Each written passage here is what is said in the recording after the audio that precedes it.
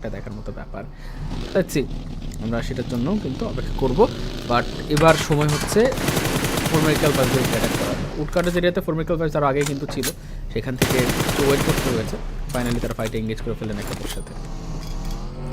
ইনসিলিও already কিন্তু একটা বড়সড় ফর্মে আছে এবং সেখান থেকে এখন গিয়ে 4MV যদি ইনসিলিওকে একটা অ্যাটাক করতে যায়, সেটা আমার মতে হিতে বিপরীত 4MVর জন্যই হবে। তার কারণ এখান থেকে 4MV কিন্তু অতটা বেশি কনফিডেন্সের সাথে খেলতে পারছে না। Just look at doc, he was taken down. ওয়েস্ট্রন তিনি এখান থেকে কিন্তু রেডি ছিলেন ফাইটের জন্য, অ্যান্ড ফ্যাচে দূর থেকে এখানে কিন্তু আসলে প্রপার ব্যাকআপটা দিলেন। ওই পাশে ব্যারন যাচ্ছেন, রিফাসের সাপোর্ট এই মুহূর্তে দরকার। অ্যাপেক্স যাচ্ছে ডকের কাছে, ডকের কাছে আসতে গিয়ে যেটা দেখা যাবে আসলে কিন্তু বিপদ আরও তাদের জন্য বেড়ে যেতেই পারে। এই যে এই পাশ থেকে 3TN আছে, 3TN already he knows about the enemy location, and সেখান থেকে কিন্তু এখনো পর্যন্ত গুলি চলছে। ওয়েস্ট্রন গিয়ে রিফাসকেও নকআউট করে ফেলেন, এন্ড ফর্মিক্যাল vibes right now they are on the brink of destruction. এখান থেকে কিন্তু ফিনিশ হয়ে যেতে পারেন যে কোনো সময়। অ্যাপেক্স তিনি এখান থেকে কিন্তু ছিলেন সোলো, পালানোর চেষ্টা করলে আমার মনে হয় সেটাই ভালো হয়। ইনসিলিও এমন একটা টিম, তাদের কাছ থেকে এখান থেকে ফর্মিক্যাল ভাইবস পালিয়ে যাচ্ছে। ব্যাপারটা যদি আমরা জাস্ট এখান থেকে না দেখে হঠাৎ করে বলতাম, কেউ হয়তো বিশ্বাসই করতো না এই জিনিসটা।